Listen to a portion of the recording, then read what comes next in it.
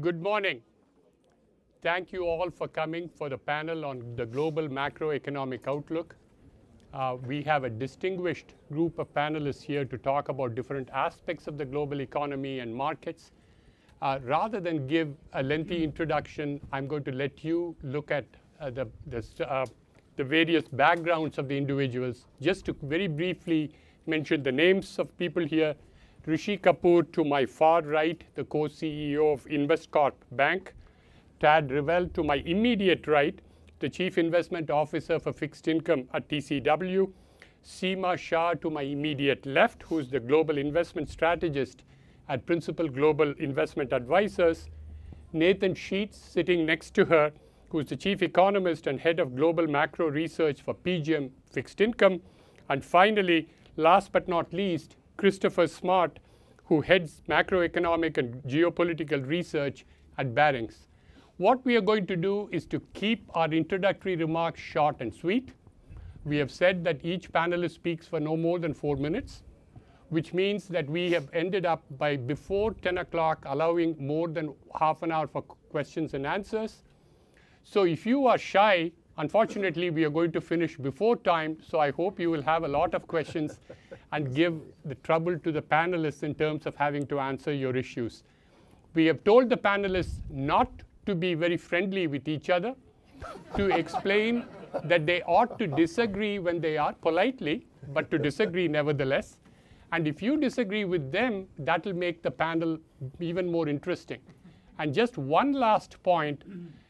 Some of the best panels that I have been on are the ones where the questions keep coming from the audience long after the time is over.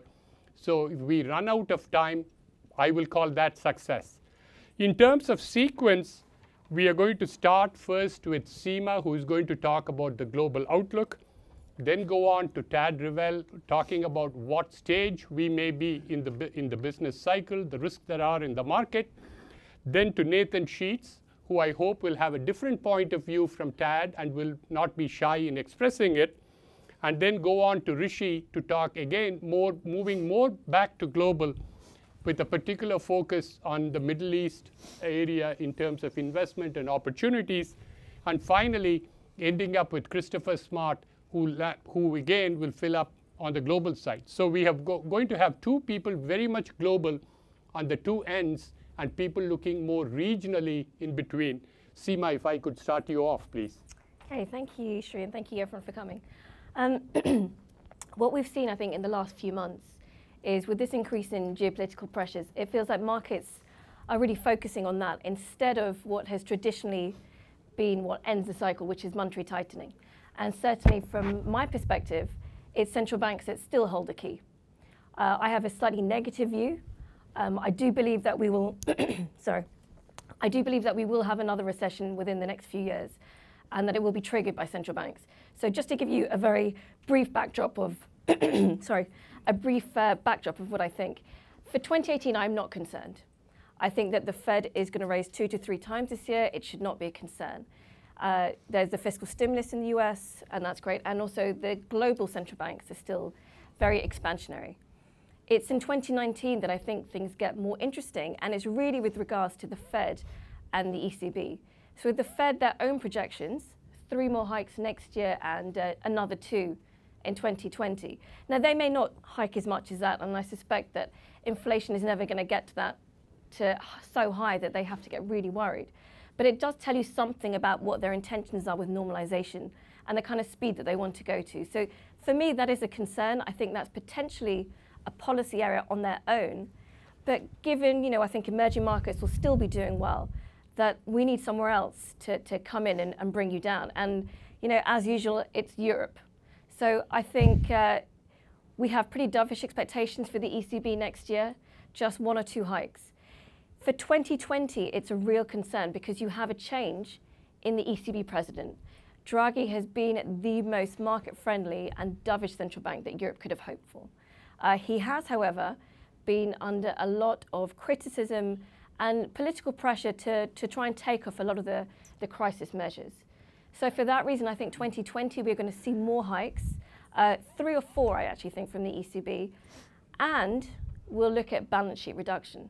Now, if you remember last year this time, I was here and I was on a panel on monetary policy. We talked about balance sheet reduction from the Fed, and we were worried about it. But in fact, it's gone very, very smoothly. But one of the reasons it's gone so smoothly is because when you look at the central bank balance sheets for the Bank of England, the BOJ, the ECB, and the Fed together, they've still been expanding because the ECB and BOJ have been buying. At some point, that's going to come to an end. The ECB will stop probably by the end of this year, and it will just be the BOJ. And then, given that the new ECB head is going to be under pressure to unwind those crisis measures, I think they will start balance sheet reduction in 2020. So you have Fed balance sheet reduction, ECB balance sheet reduction, you have Fed tightening and ECB tightening. And I think that's a major tightening in global financial conditions. And for that reason, I think 2020 or even 2021 at the latest is when you have your next recession. So, you know, the old saying that expansions never die of old age, they are murdered by central banks, and I think that's exactly what will happen this time. Thank you, Seema. You got us off to a great introduction. Thank you very much. And Ted, I know your focus is going to be more on the United States, and talk to us about your focus on the US and then your concerns or lack of it regarding the business cycle. Okay. Well, first of all, I think I actually agree with a lot of what was put down, that this, one of the defining features of this cycle has been the participation of central banks in the financial markets and in the macroeconomy in a way that we probably haven't seen before. And maybe just to sort of give a little bit of background and elaboration on that, is just imagine for a moment that you were looking at a chart that was showing you the direction of asset prices over the course of this cycle. It's a rather sharp upward type of trajectory, and it's in very marked contrast with the rather subdued level of economic growth that we've actually experienced. So as I sort of work my way through this a little bit, let me just sort of build a little bit of a mosaic, is that traditionally we've thought of high asset prices. I mean, the way it's supposed to work in capitalism is that high asset prices should be a byproduct of prosperity. When your allocations of labor and capital in your underlying economy are healthy and are being efficiently allocated, you should naturally start to see expansion in equity prices, expansion in PE ratios, lowering cap rates, et cetera. What we have seen, in a sense, in this cycle is almost a reversal of cause and effect, is that the central bank somewhere got the idea that if you could just drive up asset prices by pushing down discount rates and in effect giving money out for free, that you would somehow produce the conditions for prosperity. And instead, all that we have is essentially the picture that I painted a moment ago, which is that you have asset prices decoupling from the GDP. So is that a problem? You bet it's a problem. It is a huge problem. And the reason for that is because as enterprise multiples increase, so do debt multiples. And as you also lower discount rates, you increase all of the incentives for enhancing leverage. And you see that everywhere, basically. You see it in the investment grade sector of the US corporate area, where the level of debt to EBITDA is already at levels that we probably are in excess, depending upon how you measure it, versus 2007, and are probably approaching the levels of 2001 and 2002. You have an abundance of covenant-light issuance in the high-yield market. Let's call it what it is. That's a form of financial engineering. It's essentially allowing a non-traditional form of underwriting to keep relatively inefficient businesses in business so that they continue to essentially sop up and use resources in an inefficient way. So how does this end? And if I could put it a little colloquially, I don't mean any offense, but how does this end, boys and girls? When you keep increasing leverage and you don't increase the debt service capacity of the overall economy, it ends the way it always ends, is that essentially it ends in a deleveraging. And this speaks to, I think, in our view, the more holistic way that we should be thinking about macroeconomics. And we should be thinking about it this way, is that, Sri, you mentioned a moment ago, you know, where do we think we are in the business cycle? So somewhere 20, 30, 40 years ago, we all looked at an economics textbook and we sat in a class and we were taught about the business cycle, and it was all about, you know, businesses get too optimistic and they accumulate inventory, and then you have a recession and they liquidate inventory and everything is good again. That doesn't remotely describe the kind of cycles that we've lived with for the last 25 years. We live in a universe now in which you have an interlocked credit, asset price, business cycle. So when credit conditions start to tighten, and they start to tighten because of the excesses in leverage that I referenced, excesses in leverage in the sense of too much stock of debt relative to the debt servicing capacity, it all kind of falls apart. And so I think, we're bond people, so maybe we're just pessimists by nature. But my summation here is this, is that a lot of macroeconomic analysis looks at the house. And the house is beautiful late in the cycle. It's being decorated, profits are good, economic activity is high. And bond people, well, we look at the foundation and we say, look at the foundation, it is cracked, okay? It is full of covenant-light loans, it is full of excesses in commercial real estate. Is that, in a sense, the Fed and the central banks got exactly what they bargained for, maybe not what we bargained for. Dad, let's stop I'm there. at 4 minutes, huh? And then let's go on to Nathan. In terms, do you agree with what Tad has been saying? Do you think the foundation is crap, to put it mildly? And is that the way you see the global economy, or particularly the US economy? So being a macroeconomist, I agreed with the part about, as this cycle has progressed, the decoration of the house has proceeded, I would say, in a very gradual, restrained kind of way. That this cycle, this process of decoration, to carry the metaphor forward, has progressed in a more disciplined way than in previous business cycles. But when I look at the macroeconomy and when I look at the financial markets, I'm not seeing the same kinds of imbalances and vulnerabilities that I would have seen in previous cycles out 8 or 9 years into those cycles. Commodity prices they moved up recently in the oil market because of geopolitics, but that seems something exceptional and not reflecting enormous unsustainable demands. Inflationary pressures globally are well contained. And in the United States, we're starting to see inflation gradually rise. Part of that is a rolling off of base effects from last year. And my guess is that we'll end the year with core PC inflation in the United States somewhere around 2%. And in that environment, the murderous central bankers, and I say that with a smile since I spent 18 years at the Federal Reserve, will be able to be quite gradual in what they're doing. So, as a headline, I see solid, sustainable macroeconomic growth in a non-inflationary environment. And frankly, I think there's a possibility that there's yet another leg to run in this thing, and that is that through this business cycle, both in the US and abroad, investment has been soft. And I think as we move into the later stages of this cycle, as labor markets have tightened, as we've had extraordinary stimulus to our economy, which raises challenges way down the road, but for now provides a lot of working capital in firms' pockets, we could see more investment. And we see more investment than we are in a world where firms can pay higher wages, but because of the rising productivity, it doesn't adversely affect labor costs. So I think that's a good story. The big question then is, how does that translate into the market environment?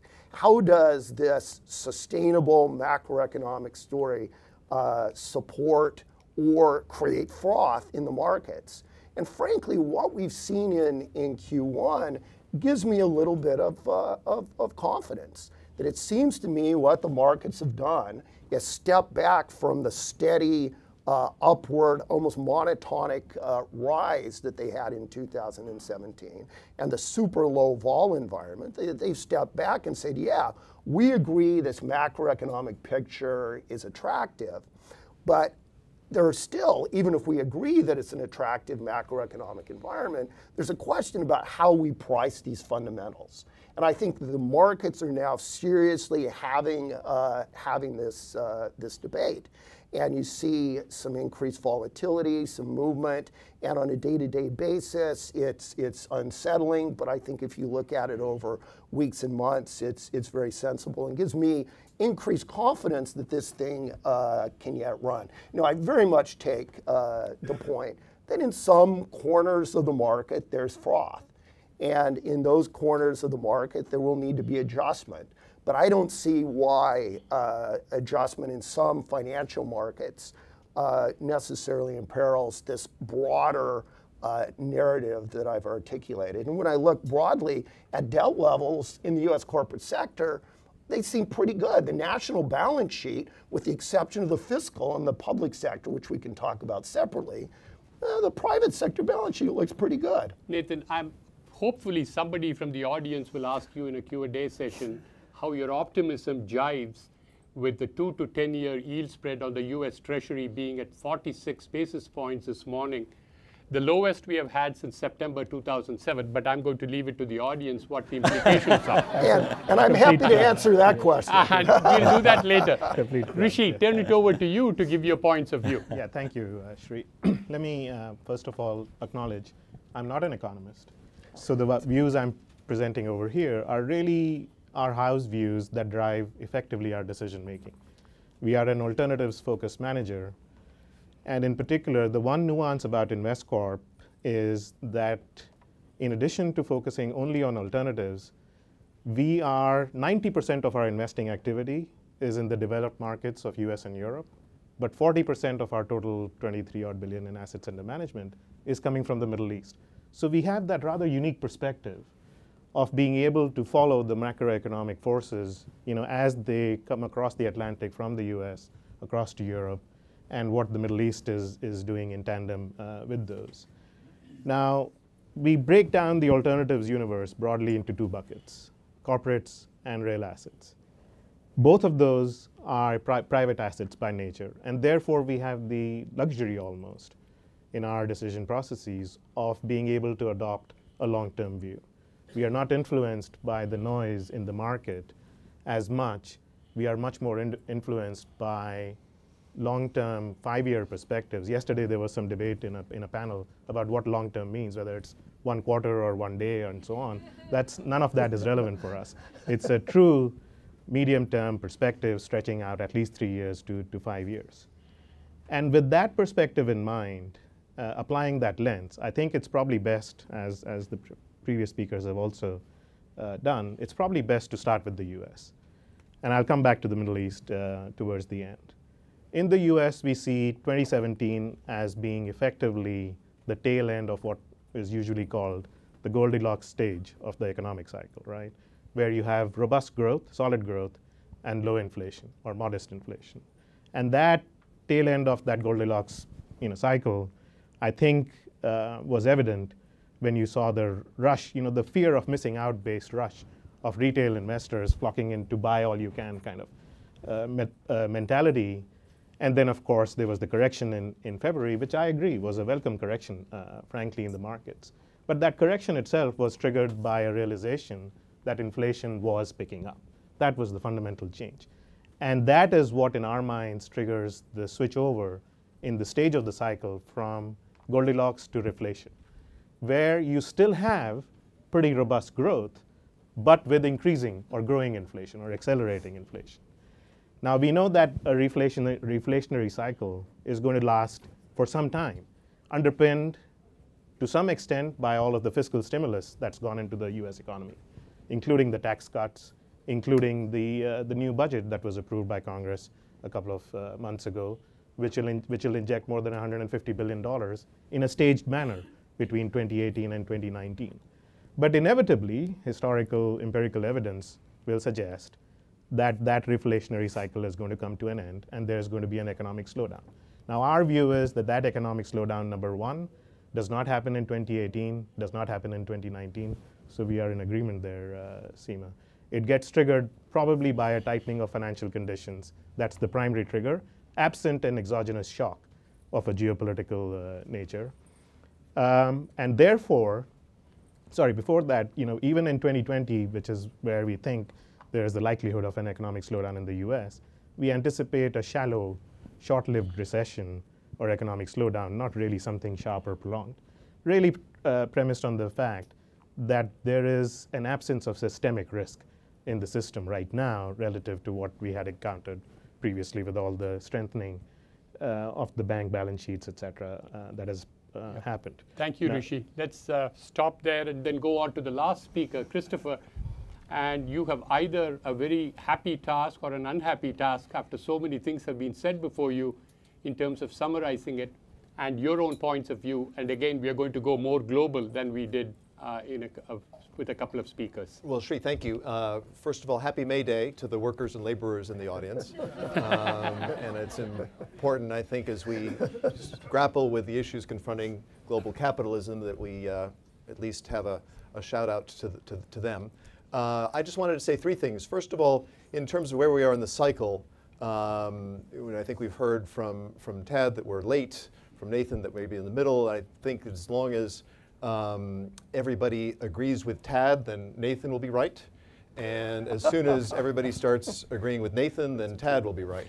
I think what I hear when I talk to investors is that there is a real sense of sober analysis. There's not an excessive amount of enthusiasm.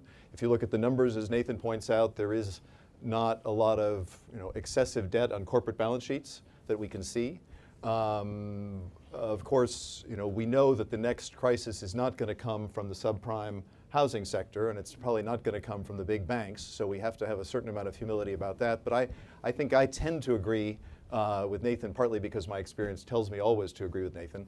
But I think that I sense that in terms of market enthusiasm or optimism, we're sort of not at a late stage part of the cycle yet. The second thing I wanted to say is that we need to focus, obviously, on the amount of debt that is in the global economy right now. The IMF put out its fiscal monitor a few weeks ago with an eye-grabbing chart about global debt to GDP. Public and private is now close to 270% of GDP. Much of that has been run up in China over the last 10 years. But the absolute number probably is less important than the breakdown of who owes what to whom, who has too much leverage, who has too short a time horizon, and what pockets of liquidity may get disrupted along the way as central banks start removing their monetary support for the global economy. So I think that's where we need to focus our attentions, and we need to realize that you're never supposed to say that this time is different, but every time is different. And it's not going to come from, we have new kinds of asset ownership in the global economy. It's not all on bank balance sheets anymore, which makes probably the asset owners have longer time horizons and less, will sense less stress when the tightening comes from the central banks. So to me, that's where we need to focus most of our analytical attention, is where the debts are and where the stress is likely to appear as monetary support begins to be removed. The third point I want to make before we go to your questions is to look at the geopolitical environment, and not so much the daily headlines about Washington and Beijing or Brussels and Washington. But when the next crisis comes, we will be in a fundamentally different geopolitical environment than we were when the last crisis came. And in those dark days, President Bush was able to convene a G20 in Washington on 3 weeks' notice, which is unheard of in the world of global symmetry, let alone booking that many hotel rooms in Washington, D.C. on that short notice. But we actually had countries that wanted to get along and were trying to work together to restore growth in the global economy. And in fact, in the late 20th century, they were all of the major global economic summits were among political and military allies, Europe, Japan, and the United States. The next time around, if we and China, we and Europe, Russia is a less important economic power, but gather around and try to figure out a way to go forward, but we're still trying to throw an elbow and undercut the other one, and the Chinese believe that they are able to delay maybe stimulating the economy just so that the U.S., to extract a trade concession from the U.S. or vice versa. I think it's going to be a much more complicated conversation and much less likely to result in a happy, coordinated management of that next cycle. Christopher, thank you. Let's stop there and turn it over to the audience. I'm glad there's a gentleman here who has a question. Sir, please wait for the microphone. Thank you very much. Great panel. I was actually surprised to hear only once the mention of China, and only in the context of the potential weight of Chinese leverage on the global economy. And I was curious to get the panel's perspective, if we can abstract for a second the fact that there might be a debt problem in China. What would be the impact on the global economy and the US economy of 10 years of growth without a debt blow up in China? Nathan? My sense is that 10 more years of strong Chinese growth. Now, I would expect, even in the scenario you articulate, that we would see growth steadily decline over that period. So even if it's continued solid, that by the end of a decade, growth would be, maybe in the upper 5s rather than in the upper 6s. But I think if that happens, that would mean that China would continue to be a meaningful source of growth for the global economy, an engine of growth for the global economy.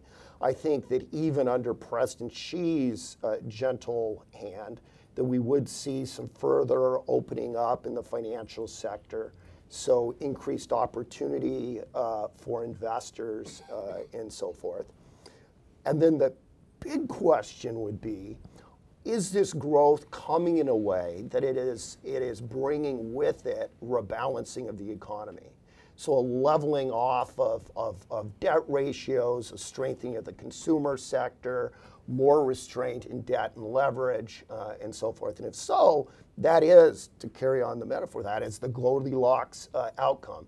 If it's more the kind of growth that we've seen over the last 10 or 15 years, it's very credit and leverage intensive. If we got to the end of another decade, then that would mean that there are huge imbalances. And China can't grow fueled by debt and leverage forever.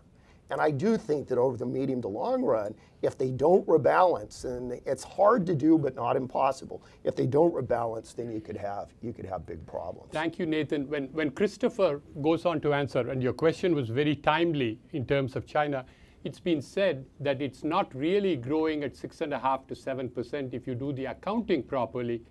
If you, just as 1 renminbi put into a building adds GDP by 1 renminbi, it doesn't take it off when the building is unoccupied.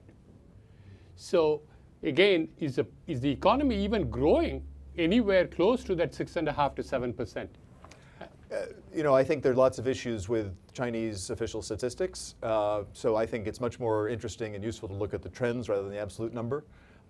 It's probably less than the official number, but it's still a lot more than we are growing. It is declining, but it is not collapsing. I think the only point I would make is to get back to focusing on the issues of who owes what to whom. We probably know the least about that in China, and that's been less of a problem in the past when China has been more isolated from global financial markets, but it is being increasingly integrated with global financial markets. And so I think it's incumbent upon Chinese regulators as well as US investors or foreign investors in China to try and understand and create more transparency in that analysis as we can. Thank you, Christopher. Tad, and then we'll move on to Seema for her answer after that. Well, first of all, I think, Sri, I think you've actually laid down, I think, an important way to at least start thinking and framing the discussion. And again, I'm just talking, and I don't mean to give offense to anybody, but isn't it extraordinary that China prints its GDP 15 days at the end of a quarter? How many Fortune 500 companies have been able to figure out every single dollar of revenue and every unit of this? You've added it up from 1.3 billion people and across all of these provinces. It's amazing, and you're spot on, and you never revise it. So yeah, to say that the numbers lack integrity is, yeah, duh. I mean, I think that an important premise is also this, that big countries, United States especially, right? I mean, it's famous for the statement 50 years ago about, it's our currency, it's your problem. Big countries have a way of exporting their problems to others, even if they can cope and manage with it. China's a big country. But if I could be so bold as to maybe point out another example in Asia from 20 years ago, is that when the Japanese economy was slowing in the late 1990s and the yen was devalued proactively from 110 to the dollar to 145 to the dollar, it wasn't so much an immediate problem for Japan, but it promoted a crisis throughout East Asia the Asian financial crisis of 97, 98.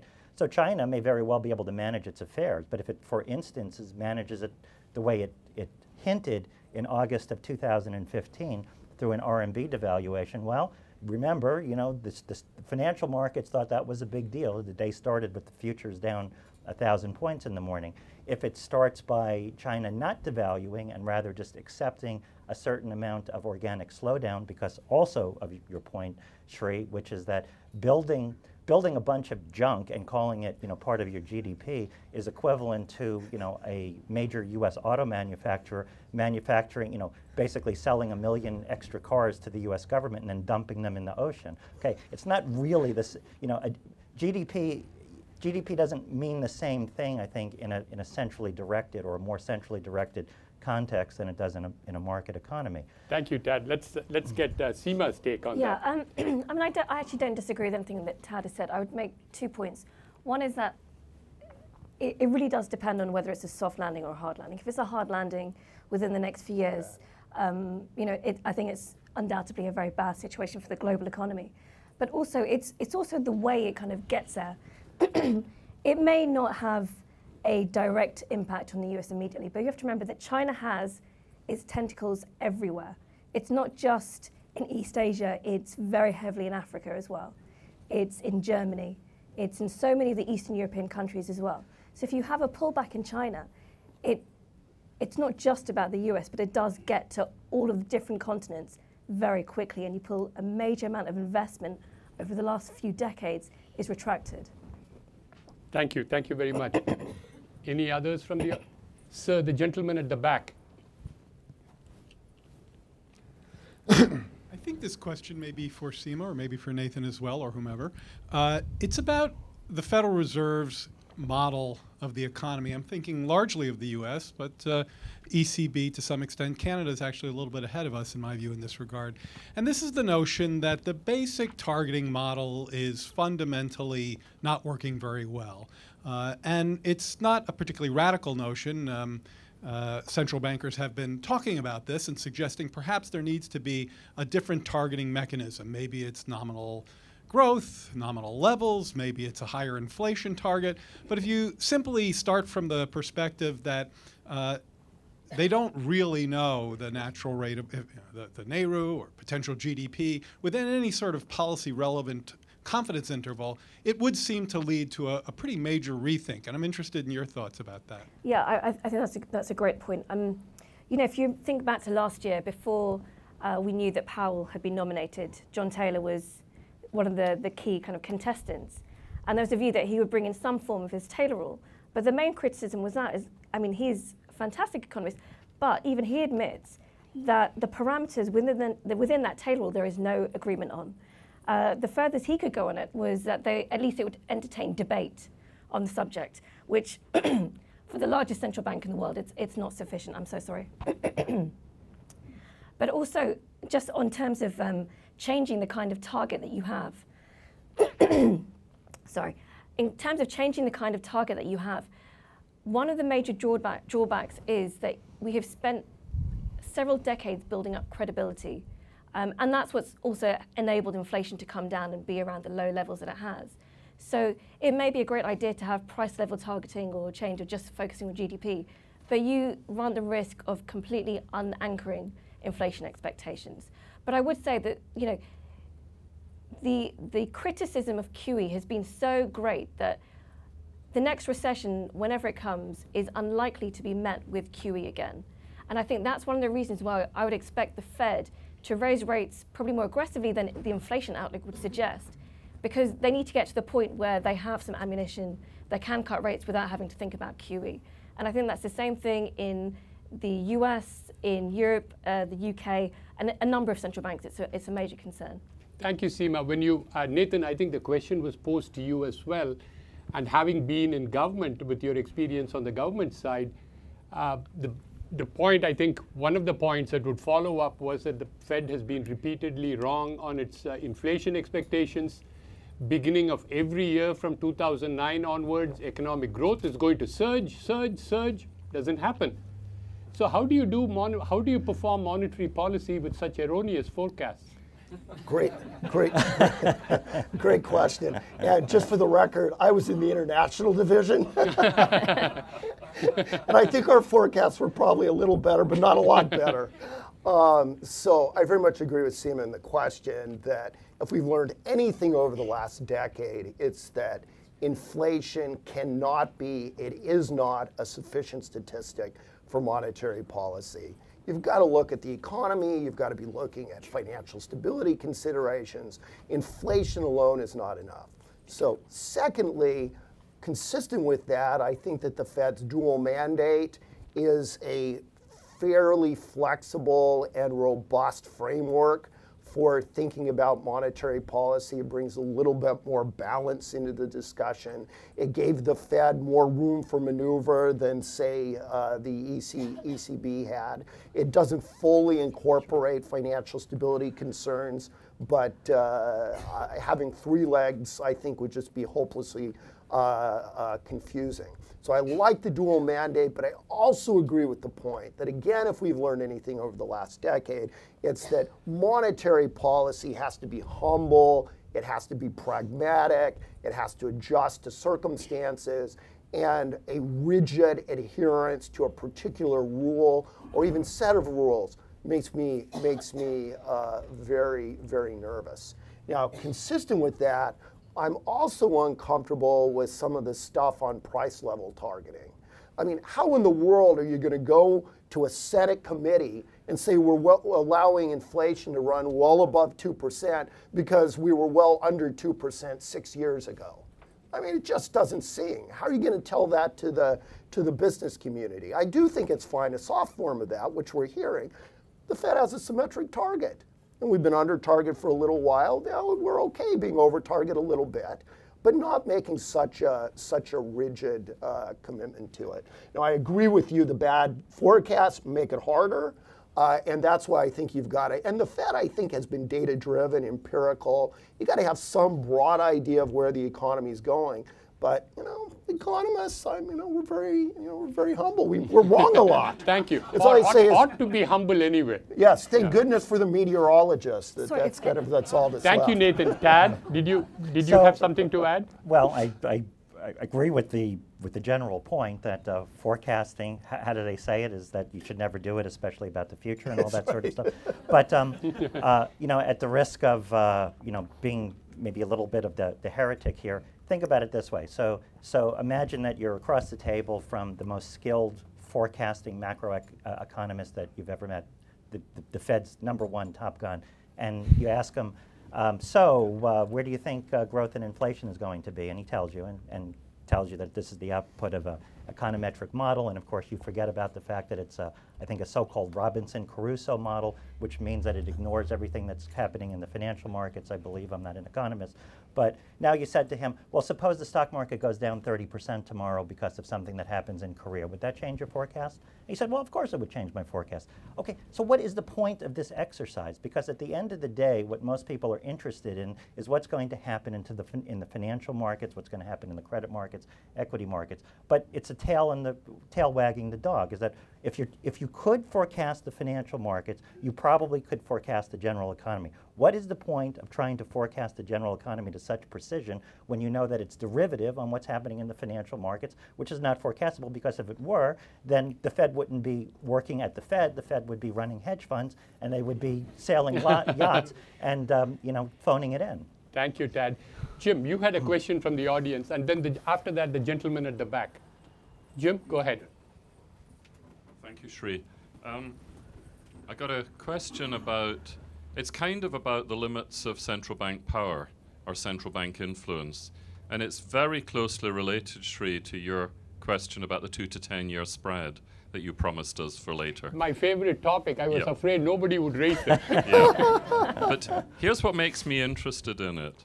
If you look at how the US economy responds to market interest rates, I would argue nowadays the 10-year yield is at least as important as the Fed funds rate, mainly because that's what drives the mortgage market and therefore the housing market, and also because banks are no longer as dominant as creators of credit in the economy as they were, the capital markets have become more important. So the 10-year yield really pervades a lot of what we do. But the Fed can only indirectly influence the 10-year yield. I'd argue in last month's meeting, the Fed were trying to talk up the 10-year yield, and it didn't really work.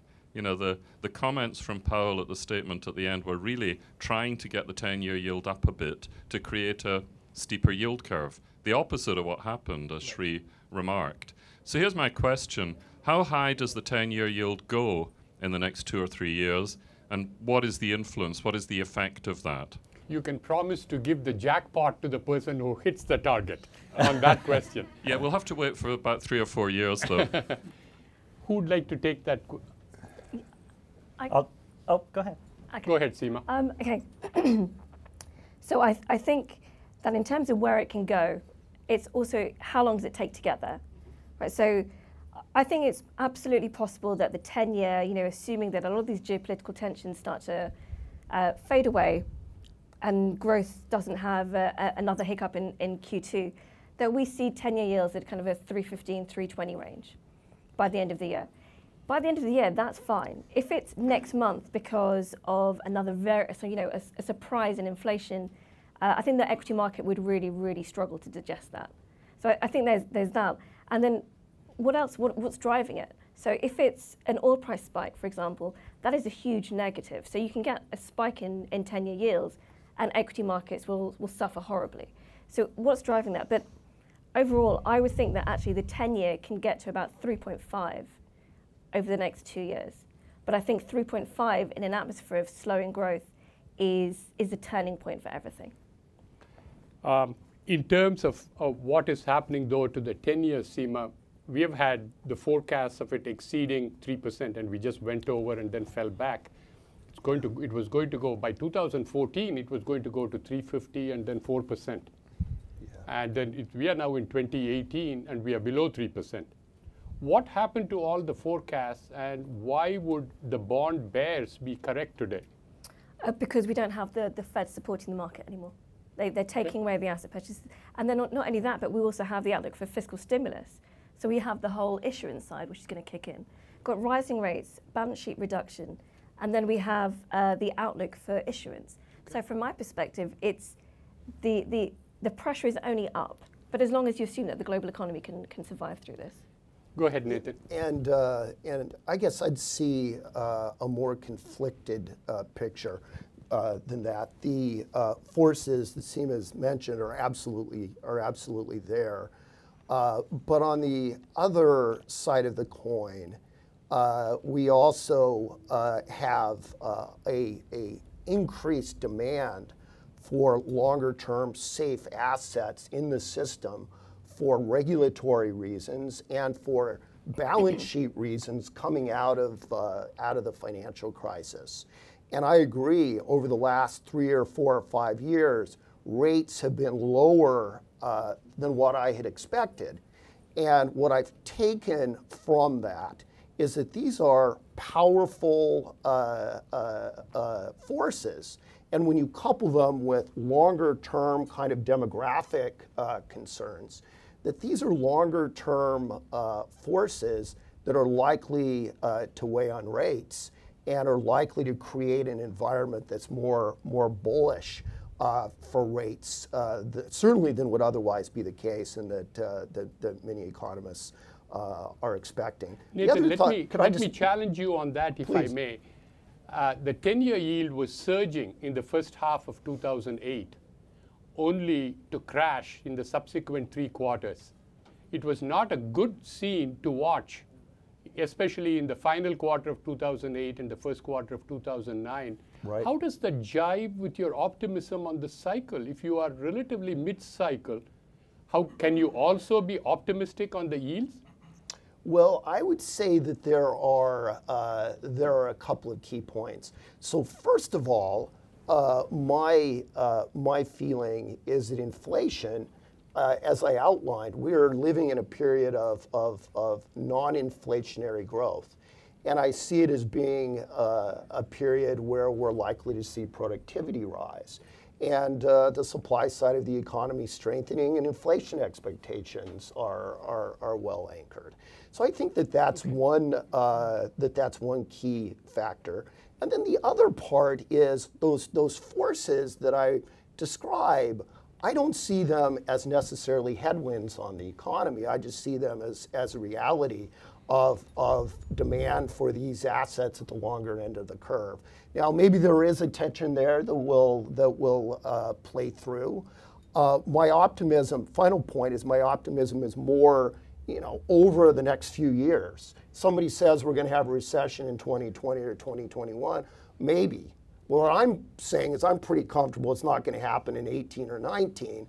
And given that, I don't know why I'd be unduly pessimistic about 20 or 21. Thank you, Nathan. There was a gentleman at the back with your hand up. This gentleman earlier on, and then we'll go to the last row after that. Thank you very much. The discussion was very informative. And my question is, if possible, I'd like to ask each panelist to point out one biggest tail risk or black swan of the global economy, very briefly. Great, thank you very much. Let's be very brief to answering the question because we have another question coming up soon thereafter. Christopher, start with you. I think the tail risk is in the over-leveraged part of the economy that we have yet to fully identify and fully prop up. I think that's where these things always come unraveled. And again, I think it's not going to be in the major money center banks. It's probably not going to be in the subprime U.S. mortgage area, but it will be in some part of the economy or some part of the world where there is less transparency. I mean, I think, again, from an outsider looking in, China has a lot of resources to, in Secretary Geithner's phrase, to put foam on the runway if there is a problem or a crash. But I think there's a lot of room for accidents there. Nathan? So it's not my base case, but I think there's risks associated with trade policy, particularly U.S. trade policy vis-a-vis China. I don't think that we're going for disruptions, but the tails out there are fatter than what I'd like. Thank you, Nathan. Seema? Again, not my base scenario, but actually my concern would really be around oil prices. I think that has potential that if it were to spike and stay kind of around the 80 or even above level, I think that can have a very negative impact. Thank you. Tad? Well, without maybe speculating on the many possible catalysts, the way I would put it is just this, is that if you did a statistical relationship between, let's say, asset prices and GDP, profits, whatever you want to, whatever that historical relationship has utterly broken down over the last 10 years. So you've gotten much more in the way of asset price increases relative to those underlying metrics. So I think it just tells you that, yeah, there has to be a lot of tail risk because if the plug factor is the machinations of the central banks, sooner or later that will have to be taken back because it isn't real. Thank you, Tad. Rishi? Number one tail risk, a geopolitical, exogenous geopolitical event that creates an inflationary impulse and which in turn leads to a rapid tightening of financial conditions and everything else. Thank you. From that. The gentleman in the last row. Yes, thank you. And a related question for the broader panel. And disclaimer that I'm a political economist and spend most of my time looking at emerging markets. But when I look at the politics of this country, which is still the biggest player in the global economy, it looks increasingly like emerging market politics. You have pro-cyclical fiscal policy. You have protectionist trade policy. You have increased kind of attacks on the independence of key institutions. I'm not being partisan. I'm just reporting what's going on. How does that factor into your outlooks? In that, I mean, we keep talking about geopolitics as an exogenous shock. I mean, there's scope for an endogenous shock from geopolitics here in the United States, and I'm curious how that factors in, because we know what happens in emerging markets when the sovereign gets hit. It then follows through into the financial markets and the global and the wider economy, and it seems like, given we have the constellation of EM politics here in the States, that we should be aware of the sovereign. Great question as we come to the end of the hour. And let's go first to the two panelists with both government and private sector experience. Christopher, we all talk about emerging market economies becoming industrialized. Yep. Is this the first instance of a submerging economy that you see in the United States? No. But I think, I used to do emerging markets, manage global emerging markets funds, and you always started with the premise that your base point was the United States, and you knew pretty much what was going to go on. Now I think that analysis is much more difficult, and I don't want to say that we're a source of risk, but we're certainly not a source of stability the way we used to be. Having said that, we actually have pretty enduring institutions, and for all of the drama and headlines that we deal with from day to day, the President of the United States is important, but is still only the President of the United States. And I think the protectionist trends are worrying, but not necessarily dramatic departures from the past. I think the fiscal path that we're on right now is going to have to be addressed, and that's probably going to be the central economic issue in the next presidential election. Thank you, Christopher. Nathan? So I agree with what Christopher said. I think the sad reality is that the United States, we have a built-up stock of credibility that we have inherited from our parents and our grandparents and so forth.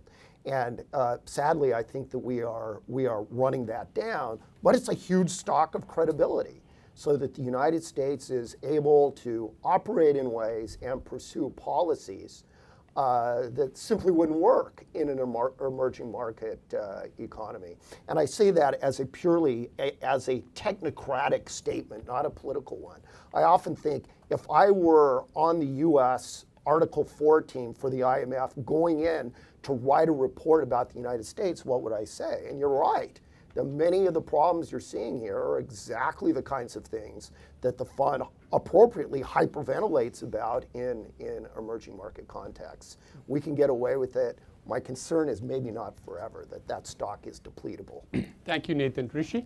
I mean, the only other perspective I'd like to add is, being based in an emerging market ourselves, or actually even a frontier market, formally speaking, what we see in the US is that the corrective measures over here that are in place through the enduring institutions that Chris was referring to, or Christopher, to be correct, they are also not just self-reinforcing, but they are very swift. So the corrective mechanisms, kick into play very quickly. And as an external investor into the local economy in the US, we put a lot of emphasis and reliance on that fact. Thank you, Rishi. There was a gentleman in the second row with a question. Thank you, Sri. To the panel, I just come back to the debt mountain question, because if we look at our society, we have the three pillars, right? Governments, corporates, and household. If I look at governments, 12 trillion of fake money for the last 10 years. Corporates, we talked about investment grade. Corporates now debt at something like 6 trillion. Was around 2 at the 07-08, and households, the G20, coming back and surpassing the 07-08. So given that debt is continuously growing in all the three areas, what is stopping the central banks continuing to print forever? Because as Seema said, normally if we look at some exogenous event that happens, governments have reverted to lowering interest rates by at least 3 or 4 times, and that is not going to be affordable by the ECB or Japan. So what stops us living off fake money forever? That's an excellent question at the end of the hour, and I will just say, hopefully the panelists will say, how do they deal with the debt mountain as interest rates are rising, even if you could deal with it at a lower pace? Who would like to take that? Tad? I'll try to be brief. Obviously, it's a big subject. So let me just sort of address it first very narrowly. So places in the world that have big non-performing loan problems, right? The way the narrative works is, oh my goodness, this is a problem for the financial institutions, but we can fake it. Okay, we can give them cheap money, and we can kick the can down the road, and we don't have to recognize bad loans. We can pretend that they're not there. The problem is that if you have a bad loan, the reason you have a problem loan is because you have a problem borrower. So essentially, every problem loan you got basically reflects the fact that you have misallocated resources in your general economy. You have an unprofitable or marginally profitable type of enterprise. Keep doing it, and you're going to essentially bring the ultimate ruin of your nation. So I think that the short answer is you can keep kicking the can down the road, okay? But sooner or later there has to be a reckoning. That which is artificial, that which is an artifice, ultimately is going to be reconciled by the true realities of a market economy. Or we're going to just basically tear up the 300-year experiment with capitalism and say, well, no, centrally planned was not so bad. That's a better way to go. Thank you, Tad. Anybody else? Well, it is May Day. All right, good point. Not that I'm advocating a dramatic redesign of our global system, but I think it's important not just to look at, not to look at the aggregate number, because the big run-up has been in one country in particular. It's been in China over the last 10 years. There are pockets in our economy where there have been increases in debt, but it's not as if from one day to the next it's all going to come tumbling down. There will be some readjustment. There will be some tiers in some locations, but I'm not sure that we're necessarily going to, we will also grow at the same time, so that will mitigate some of the problems that we see today. It's a issue that we need to sort of break up into individual bite-sized chunks and see where the problems are, address those where we can, and then let the others grow. Many debts that are outstanding will be paid back. It's an issue that requires a more granular approach, I think. Thank you, Christopher. Rishi? Yeah, I think again, the only thing to add to that is it's not just the mountain of debt that's outstanding. Maybe the more important factor is what's the amount of debt service. And because of the depressed rates that we've had for a prolonged period of time, and that are likely to continue to be relatively low, the debt service is still very manageable. And as a consequence, one of those triggers is more mitigated than before. Thank you very much. And again, you've been an excellent audience with a lot of great questions, and thank you for being here. And hope we all contributed to a little bit in terms of discussing the global economy. Thank you.